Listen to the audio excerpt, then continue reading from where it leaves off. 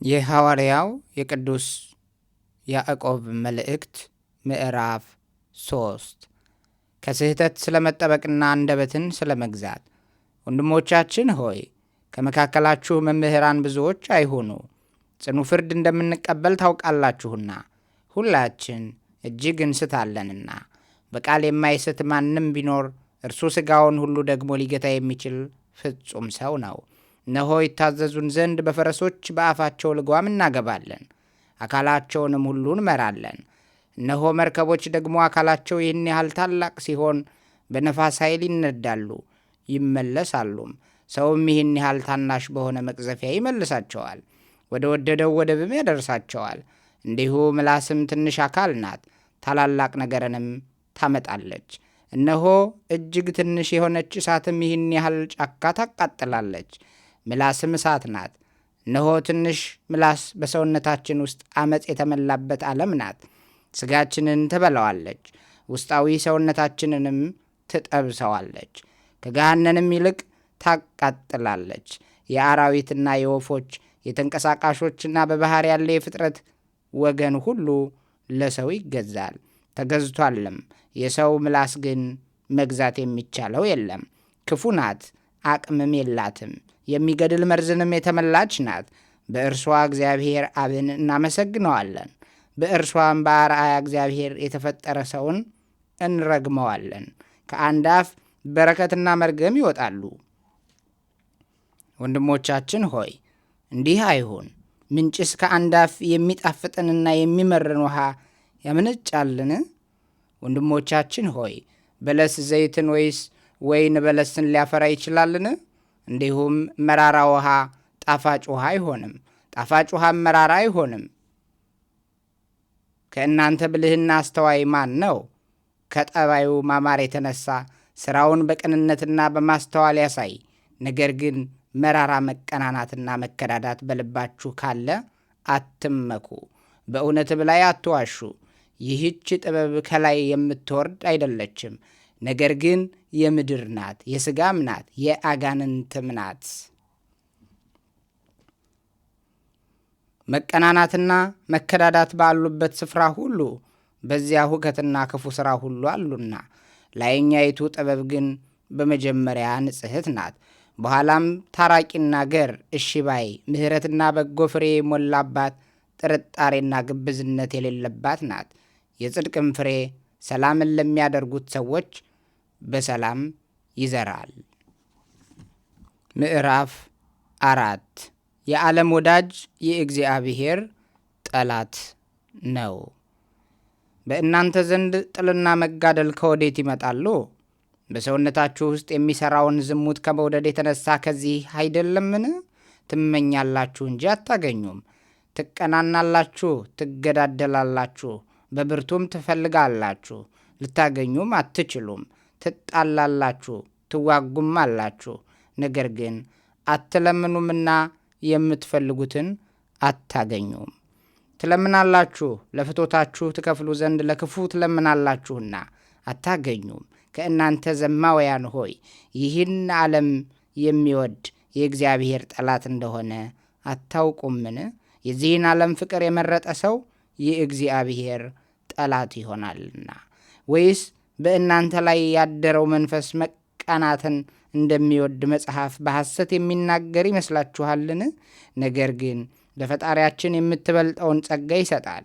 ስለዚህም እግዚአብሔር ትዕቢተኞችን ይቃወማል፣ ለትሑታን ግን ጸጋን ይሰጣል ይላል።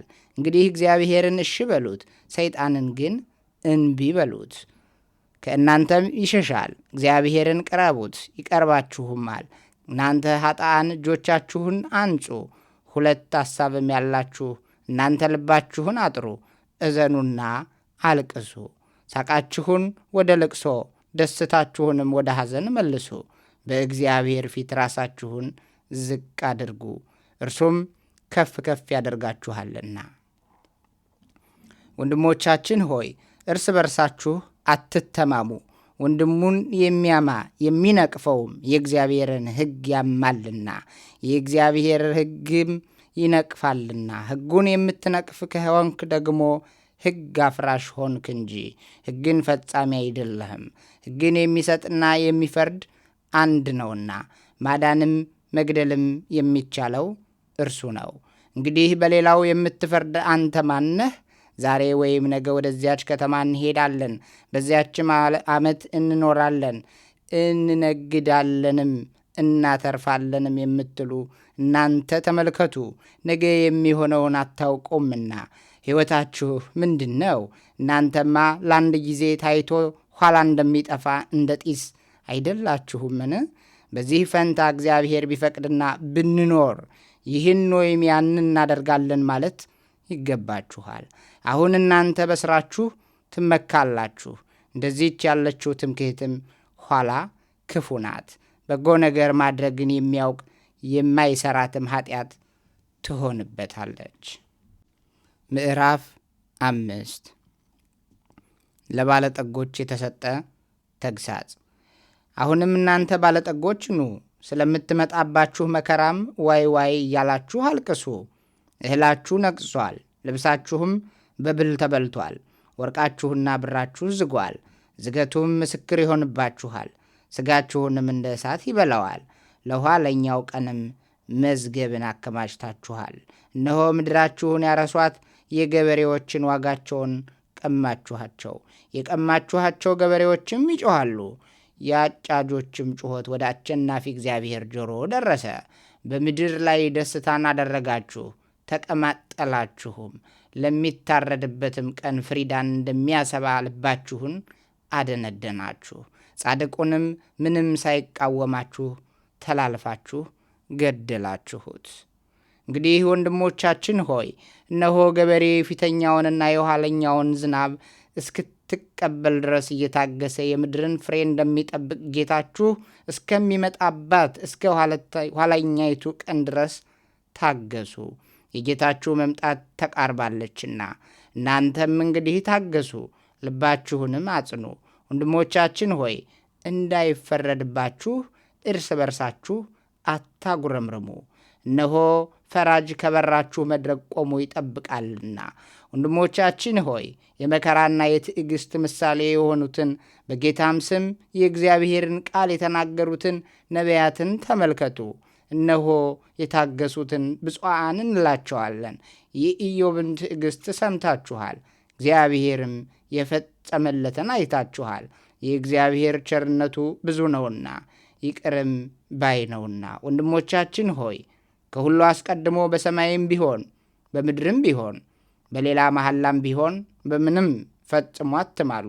ነገር ግን ከፍርድ በታች እንዳትወድቁ ነገራችሁ አዎን ቢሆን አዎን ይሁን፣ አይደለም ቢሆንም አይደለም ይሁን። ከእናንተ የሚያዝን ቢኖር ይጸልይ፣ ደስ የሚለውም ቢኖር ይዘምር። ከእናንተ የታመመ ሰው ቢኖር በቤተ ክርስቲያን ያሉ ቀሳውስትን ይጥራና ይጸልዩለት። በጌታችን በኢየሱስ ክርስቶስ ስም የተጸለየበትን ዘይት ይቅቡት። የሃይማኖት ጸሎትም ድውዩን ይፈውሰዋል፣ እግዚአብሔርም ያስነሳዋል። ኃጢአትንም ሰርቶ እንደሆነ ይሰርይለታል።